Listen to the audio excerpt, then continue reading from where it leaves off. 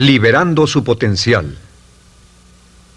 Hablando de potencial humano, ¿alguna vez se han preguntado a qué se debe la gran disparidad de resultados y desempeño entre una persona y otra?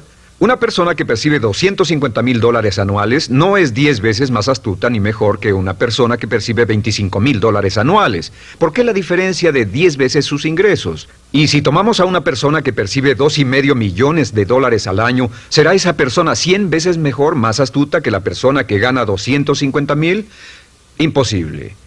En un estudio reciente de coeficiente intelectual probaron a 1,000 personas de una cierta población y llegaron a la conclusión de que la mejor persona entre los 1,000 solo era 2,5 veces más astuta que la persona de menor coeficiente intelectual. Solo 2,5 veces la disparidad, y tal vez eso sea con toda la población. ¿A qué supone que se debe la diferencia? Al hablar de potencial humano, llegamos a una fórmula que deduje hace algunos años. Tal vez eso lo explique un poco. La fórmula comienza con lo que llamamos AI. O sea, atributos innatos, las cualidades, la inteligencia, la habilidad, el temperamento, cosas con las que se nace que no pueden cambiarse mucho.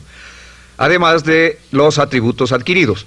Estos atributos son muy importantes, son su educación, su capacitación, sus capacidades, su experiencia, conocimiento, sabiduría, etc., multiplicado por A, que es su actitud, es igual al potencial humano individual, o al desempeño humano individual o resultados individuales humanos. Ahora, de estos tres, los atributos innatos se traen desde el nacimiento. Los adquiridos pueden cambiarse, pero se necesita cierto tiempo para ello, aunque a veces cambiamos muy rápidamente.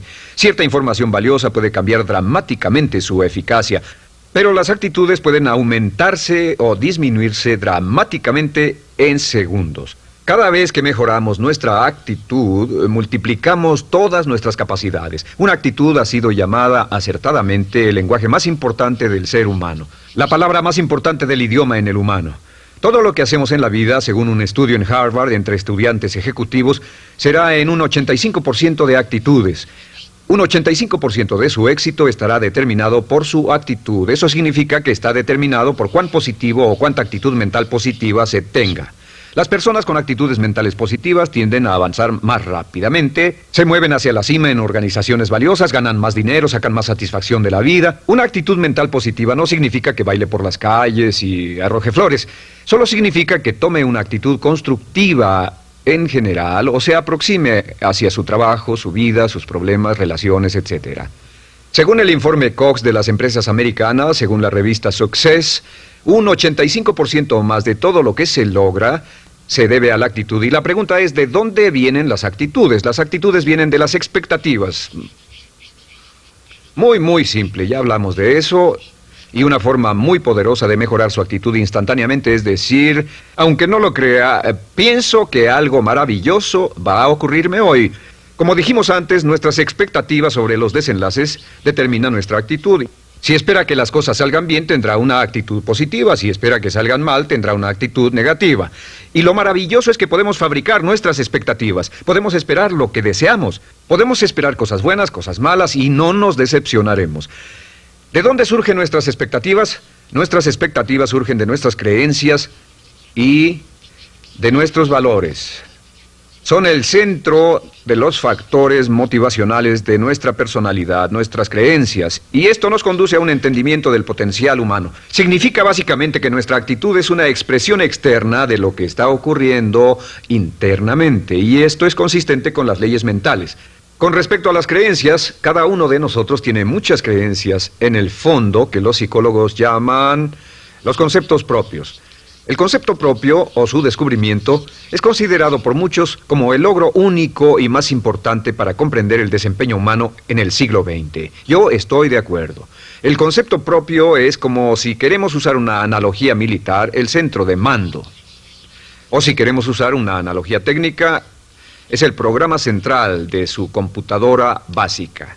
Es un grupo de creencias, valores, actitudes, sentimientos, ideas, etcétera, almacenadas en el fondo de nosotros y son el resultado de casi todas las experiencias que hemos tenido en la vida.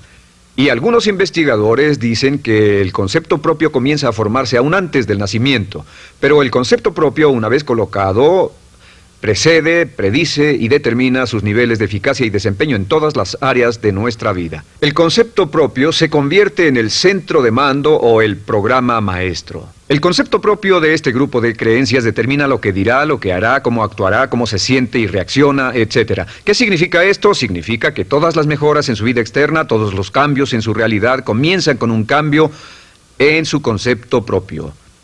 Les voy a explicar lo que significa. Esta es una gráfica muy simple. Hablamos de potencial humano y decimos que la persona promedio usa un 10% o menos de su potencial. Según investigaciones, tal vez es mucho menos. El Instituto Stanford Brain en Santa Clara, California, estima que tal vez se aproxime a un 2%.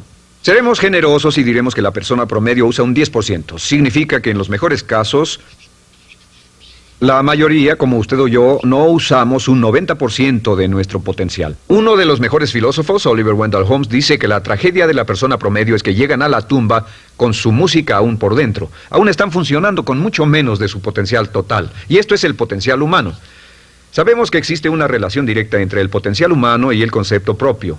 Pero como nuestros conceptos propios o nuestras estimaciones de nosotros mismos generalmente son mucho menores de lo que debieran ser, nuestro nivel de desempeño y eficacia también es menor. Sabemos que nuestro concepto propio es altamente subjetivo.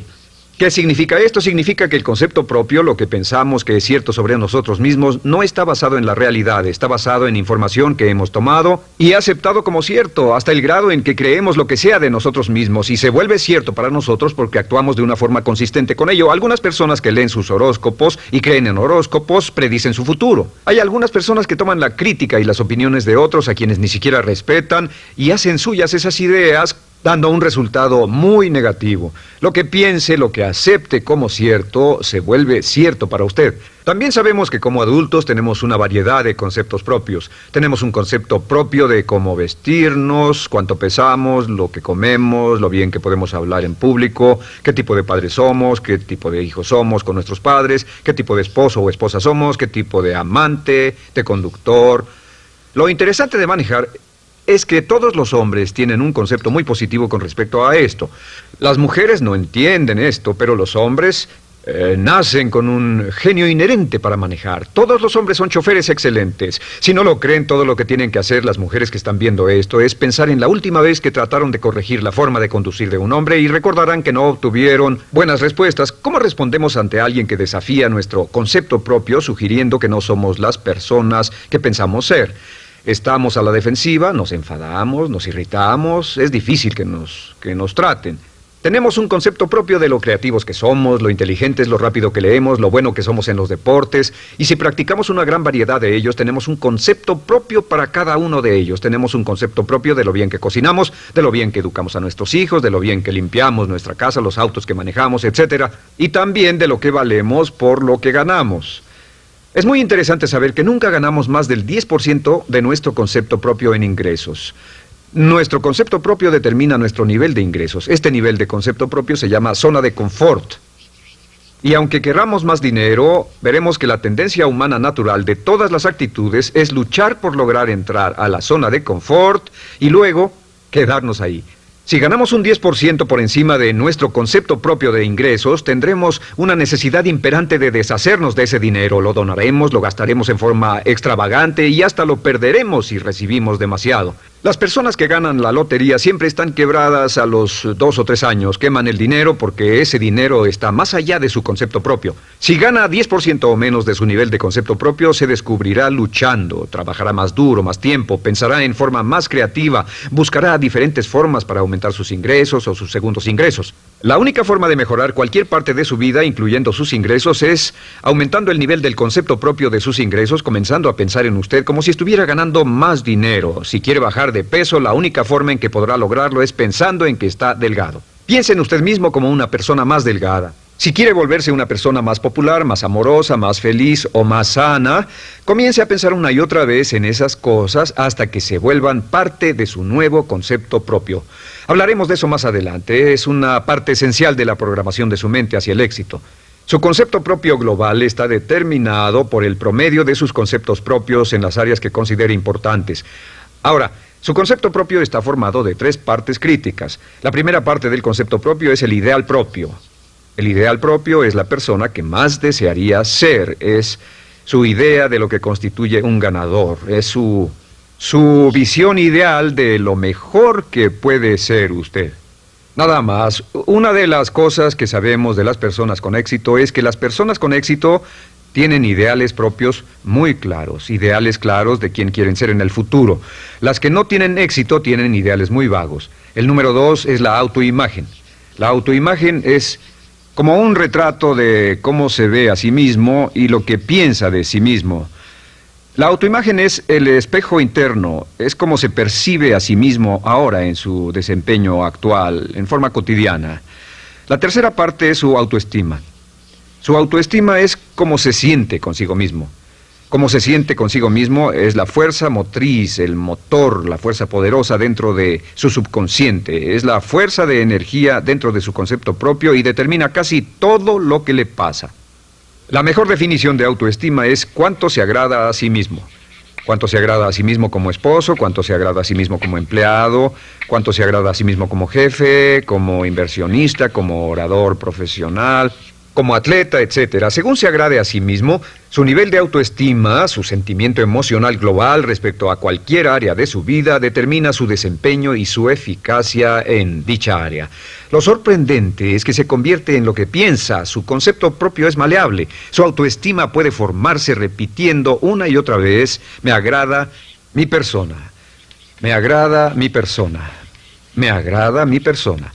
Me agrada mi persona, me agrada mi persona, me agrada mi persona. Entre más se repita, me agrada mi persona, me agrada mi persona, entre más lo repita una y otra vez, más crecerá su autoestima y entre más crezca su autoestima, más crecerá su concepto propio global. Cuando crezca su concepto propio global, su desempeño será mejor en todo lo demás que emprenda. Cada vez que diga, me agrada mi persona, me agrada mi persona, me agrada mi persona, me agrada mi persona, me agrada, será como bombearse psicológicamente. Todo lo que pase que haga que su autoestima suba, hará que se comporte mejor. Todo lo que haga que su autoestima baje hará que se comporte peor, que cometa errores, que sea infeliz, etc. Un punto crítico de agradarse a sí mismo, sobre autoestima y agradarse a sí mismo, es que, número 1, nunca puede querer a nadie más de lo que se quiere a sí mismo. Que su nivel de autoestima es determinante de la calidad de relaciones que tenga con los demás. Y número 2, es que nunca puede esperar que nadie más lo quiera o respete más de lo que se respeta a sí mismo. Cuanto se agrade o se respete a sí mismo, determina sus actitudes hacia usted. Todas las escuelas de psicología actualmente están de acuerdo en el hecho de que depende de lo que usted realmente se quiera y se respete a sí mismo como un ser humano valioso e importante, tiene efecto sobre todo lo que le pase. Cuánto se agrade a sí mismo, y lo que puede hacer es mejorar su autoestima diciendo me agrada mi persona, me agrada mi persona, me agrada mi persona, me agrada mi persona. Y esto nos lleva a la pregunta, ¿de dónde viene el concepto de autoestima? Y descubrimos que el concepto propio es maleable, puesto que no nace con este concepto propio, no nace con ninguna idea sobre sí mismo, no nace con autoimagen ni autoestima. Nace, en cierto modo, como potencial propio. Es la mejor forma de plantearlo. La persona promedio llega al mundo como potencial puro. Y no tiene el concepto propio de que todo lo que es ahora, todo sentimiento que tiene, toda actitud o valor, tuvo que aprenderlo en el transcurso de su vida. También sabemos que el niño llega al mundo con una necesidad imperante de amor y contacto. Y como una gran cantidad de investigaciones lo indican, necesitamos mucho amor y contacto durante toda nuestra vida, pero en especial durante nuestros años de formación, porque de niños aprendemos quiénes somos, cuánto valemos, si somos importantes, inteligentes, amorosos, chistosos. Todo esto lo aprendemos por la forma en que nuestros padres nos tratan. Si nuestros padres, nuestros parientes, tíos o tías, en especial nuestros padres, nos tratan como si fuéramos realmente importantes, crecemos pensando que somos realmente importantes, pero si nuestros padres no lo hacen, pasa algo más. Sabemos que los primeros años de vida son los más importantes para el desarrollo del concepto propio, que un niño comienza a partir de cero. El niño nace sin saber quién es él o ella. Son sumamente valiosos el primero, segundo, tercero, cuarto y quinto años de vida. Algunos psicólogos pensaban que eran los 5 primeros años, pero ahora dicen que son los 3 primeros años. En sus 3 primeros años de vida el niño aprende quién es y dicen que si se les da suficiente cantidad y buena calidad de amor en los 3 a 5 primeros años, los prepara usted de por vida. Los coloca en una base sólida de autoestima y confianza en sí mismos, valor e importancia realmente. Existe una relación directa entre la calidad y la cantidad de amor y el desarrollo de una personalidad sana. Entre más amor, amor incondicional, reciba un niño en sus años formativos, más fuerte será la base de su personalidad. El reverso de la educación es que casi todos los problemas de psicosis, neurosis, perturbaciones de la personalidad y problemas de comportamiento surgen de los problemas que se tengan con el concepto propio. Ahora observemos a los adultos. Aquí está nuestra personalidad adulta. Si nos observamos, podemos llegar a reparar nuestras bases, por así decirlo, repitiéndonos una y otra vez: me agrada mi persona, me agrada mi persona, me agrada mi persona, y llevamos ese concreto reparador hacia la base de nuestra personalidad. Los niños necesitan el amor como las rosas necesitan la lluvia. Los niños que carecen de amor a menudo mueren por escasez de amor. Es una enfermedad llamada marisma. Ahora, ¿qué más sabemos sobre los niños? Sabemos que los niños llegan al mundo con dos atributos notables. El primero es que no sienten temor. Los niños nacen sin temores. No temen a nada excepto a caerse y a los ruidos fuertes. Y esto se expresa en sus actitudes: yo puedo. Los niños llegan al mundo pensando que pueden hacer cualquier cosa, y quien haya criado a un niño hasta la edad de 3, 4 o 5 años sabe que debe pasar esos primeros años evitando que se maten, porque son como pilotos japoneses, porque no le tienen miedo a nada. Su segundo atributo es que llegan al mundo totalmente espontáneos. Dicen lo que quieren, hacen lo que quieren, son totalmente desinhibidos. Totalmente. Ellos no temen hacer nada de lo que desean, y esto se expresa en su actitud: no quiero. No tengo que hacerlo. Si ha tratado de controlar a un niño, lo habrá visto. Lo primero que dicen cuando comienza a darle órdenes, lo primero que aprenden es: no tengo que hacerlo. Claro, a veces cambiamos sus mentes de una u otra forma, pero estos son los dos atributos con los que los niños llegan al mundo. Llegan al mundo sin temores y desinhibidos. ¿Qué significa esto? Significa que nuestro derecho innato natural es no ser temerosos y ser desinhibidos. Y solo cuando podemos crear la misma situación en nuestra vida adulta, cuando no tememos y somos desinhibidos, nos sentimos a gusto con nosotros mismos. Las mejores organizaciones, las mejores compañías son las que crean un ambiente donde nos sentimos sin temores y sin reservas para ser nosotros mismos y para hacer lo mejor de nosotros. Al crecer descubrimos que los niños aprenden de dos maneras. La primera es por imitación.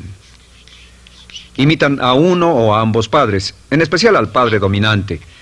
Algunas veces el padre dominante cambiará cuando crezca el niño, y a veces los niños imitan al padre, a veces a la madre, pero aprenden por imitación. Muchas características y hábitos que tenemos como adultos los aprendimos de nuestros padres. ¿Alguna vez ha tenido la oportunidad, ha tenido la ocasión de gritarle o reñirle a uno de sus hijos? Verá que le dice las mismas cosas que le dijo su padre a usted cuando era niño. Así que imitamos. A veces imitamos su caminar, a veces su forma de hablar, a veces imitamos sus valores, sus creencias, etcétera, aunque esos valores y esas creencias no tengan ningún valor. ¿Por qué? Porque nuestros padres eran así cuando nosotros éramos niños. La segunda forma en que aprendemos es pasando de la incomodidad, lo que no se siente bien, hacia la comodidad. Freud llamó a esto el principio del placer. O sea que nos movemos hacia aquello que nos hace sentir cómodos, lo que nos da placer, lo que nos hace sentir bien con nosotros. Nos movemos de la incomodidad hacia la comodidad. Así es como aprendemos a no mojar el pañal, por ejemplo. Sabemos que no es agradable caminar con popó o pipí en nuestros pañales. Vemos lo que hacen nuestros padres, vemos lo que nuestros parientes hacen y decimos: estas personas no hacen lo que yo. Así aprendemos a caminar y lo demás. Así que de la incomodidad hacia la comodidad. Durante toda nuestra vida, por cierto, así es como aprendemos. Imitamos leyendo lo que otras personas hacen, estudiando libros y en el trabajo, imitamos cuando vamos a la escuela, y hacemos lo que nos da resultados positivos, lo que nos da refuerzos positivos, y hacemos cada vez menos las cosas que nos causan incomodidad o dolor. Ahora, muy temprano en la vida, como equivocación o como resultado de una equivocación que los padres cometen en la crianza, los niños comienzan a aprender hábitos y patrones negativos. Los patrones y hábitos negativos tienen sus raíces principalmente en la crítica destructiva. La crítica destructiva comienza muy temprano en la vida, a veces en los primeros meses. Y la crítica destructiva la usan los padres para dirigir y controlar a sus hijos. Desafortunadamente, tiene un efecto muy peligroso y dañino sobre nosotros, ya que la crítica destructiva tiende a minar la integridad de la personalidad del niño. Muchos de nosotros, incluyéndome a mí y a muchos de ustedes, nos hemos visto minados y heridos por la crítica destructiva más que todas las guerras en la historia. Ahora, como resultado de la crítica destructiva, comenzamos a desarrollar hábitos y patrones negativos. Los patrones de hábitos negativos son respuestas condicionadas hacia los estímulos. Los patrones de hábitos negativos se desarrollan en los inicios de la vida. Se desarrollan como resultado de una repetición del temor y el dolor una y otra vez. Se desarrollan como resultado de la crítica destructiva, el castigo físico, etc. En los inicios de la vida comenzamos a desarrollar dos manifestaciones que nos persiguen durante toda nuestra vida y más que ninguna otra cosa inhiben nuestro potencial. La primera es la llamada patrón de hábito negativo inhibido. El patrón de hábito negativo inhibido se aprende cuando al niño le dicen una y otra vez no. Aléjate de ahí, no toques eso, y se le castiga. Cuando el niño intenta algo nuevo, o se involucra con algo, o huele algo, o derrama algo, o rompe algo accidentalmente, el padre estalla y se enfada mucho. Como ven, el niño está impulsado por la curiosidad insaciable de explorar su mundo.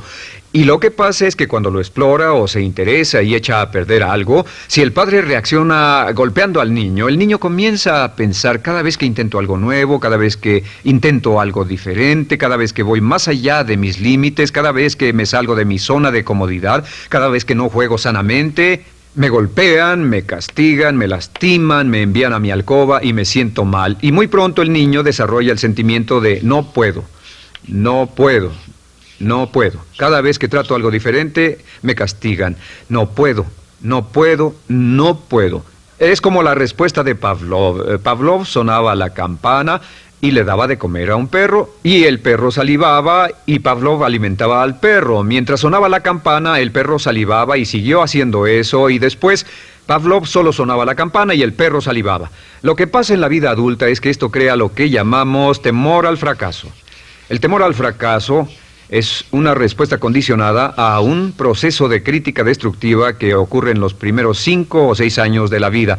El temor al fracaso automáticamente nos activa, nos sentimos ansiosos, tensos, intranquilos, sentimos presiones y estrés en nuestro plexo solar, sentimos ganas de retirarnos del evento, y el temor al fracaso es la razón principal por los fracasos en la vida adulta. Es la razón principal por la que evitamos cumplir plenamente nuestro potencial. De hecho, todos los patrones de hábitos negativos se experimentan en el cuerpo físico.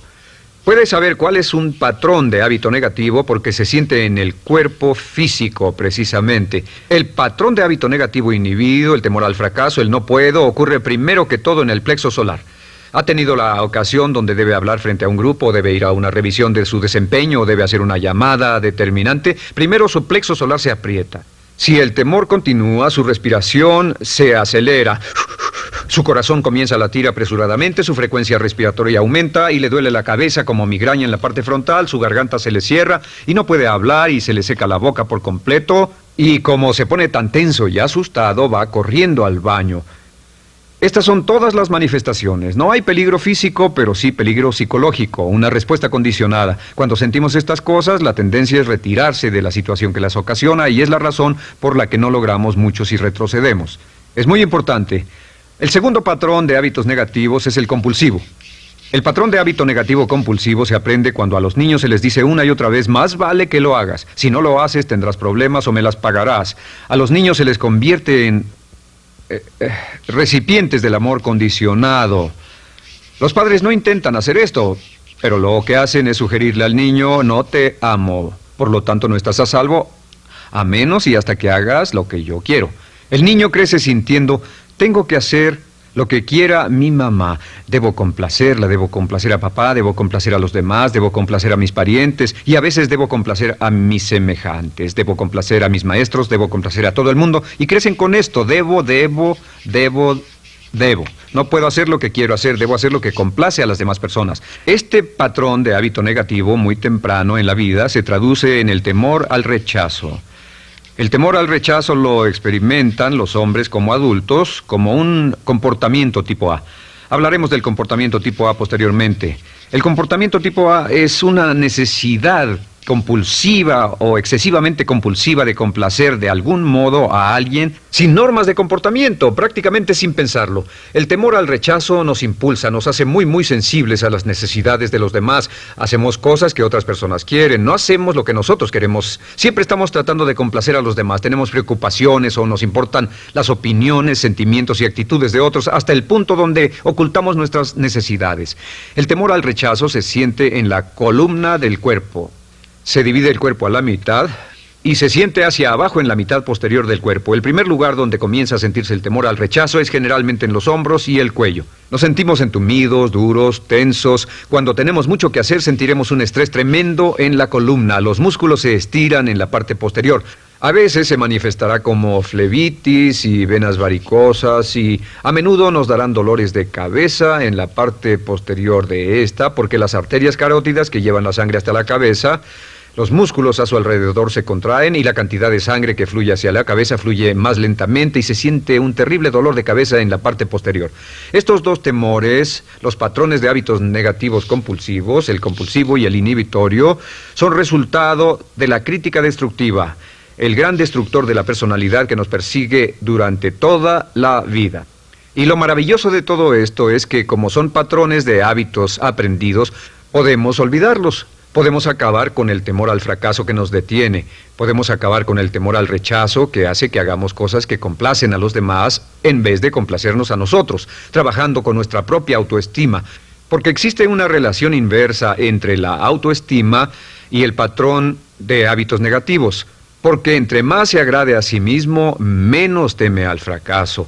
Entre más se agrade a sí mismo, menos teme al rechazo. Entre más se agrade a sí mismo, menos temerá a cualquier cosa. Y si sigue repitiendo, me agrada mi persona, me agrada mi persona, me agrada mi persona una y otra vez, si sigue diciendo esto, con el tiempo su autoestima sube más y más y más y más y sus temores desde luego bajan. Cuando su autoestima sube, sus temores van en dirección opuesta. Ahora, ¿cómo enfrentar la crítica destructiva si debe criticar a otras personas? Pues eso es muy simple. Muchos padres nos han preguntado eso. ¿Cómo se controla a los niños? Una de las claves para controlar a los niños es dirigirlos para que hagan algo constructivo en lugar de hacer algo destructivo. Otra cosa que debe recordarse es que lo que quiere hacer es que quiere dar una crítica informativa, crítica constructiva, lo que significa que se les dice a los niños lo que pueden hacer o a los adultos lo que pueden hacer mejor. Todo el propósito de dar retroalimentación de cualquier tipo es mejorar el desempeño. Si es padre o si es jefe o si es una persona en una relación, si una persona está haciendo algo malo o inadecuado, todo el propósito de darles cualquier tipo de retroalimentación es para que puedan hacerlo mejor. Sin embargo, existe una relación directa entre la autoestima y la crítica destructiva. Cada vez que se critica a una persona, su autoestima baja. Y cada vez que su autoestima baja, su habilidad para desempeñarse baja. Si critica a una persona en forma destructiva demasiado tiempo, llegará a un punto donde no intentarán nada. Se convierte en lo que llamamos hipersensible. Un adulto hipersensible es aquel que no puede aceptar críticas de nadie. Un adulto hipersensible es una persona que está muy tensa, ansiosa, si siquiera sugiere que no está haciendo lo correcto. Si trata con un adulto hipersensible, la clave es sentarlo y recordar 4 cosas. Número 1, comenzar con alabanzas. Número 2, proteja la autoestima de la persona a toda costa. Número 3, discuta el desempeño y no a la persona. Hable del comportamiento más que de la persona. Y número 4 es enfocarse hacia el futuro en vez de en el pasado. Enfóquese hacia lo que va a hacerse en forma diferente en el futuro en vez de lo que pasó en el pasado. ¿Por qué? Una razón muy simple, porque una persona no puede controlar el pasado. Al no poder controlar el pasado, cualquier crítica de lo que han hecho en el pasado les da un estrés tremendo y frustración. Así que, en resumen, la clave del éxito en la vida es una actitud mental positiva. Una actitud mental positiva se basa en expectativas de éxito, de una serie de expectativas positivas. Esa serie de expectativas positivas se basa en sus creencias y en su concepto de sí mismo. El centro de su concepto propio que determina su eficacia en la vida es su autoestima, y su autoestima se mide por cuanto se valore a sí mismo. Las dos cosas que nos frenan más que nada son el temor al fracaso y el temor al rechazo. Y uno de nuestros secretos centrales de éxito es este: Conviértase en un organismo generador de autoestima perpetua. Haga continuamente cosas para usted mismo, hacia sí mismo en su vida, que hagan que se agrade a sí mismo, que se ame, que se acepte, que se respete, que hagan que se sienta fantástico con usted mismo. Si es un jefe o un padre, no olvide que la clave para el máximo desempeño en su hogar y en su trabajo es hacer que las personas se sientan maravillosamente consigo mismas. Entre mejor se sienta consigo mismo y más se agrade, más probable será que logre que las personas a su alrededor lo quieran, lo acepten, lo respeten, se respeten.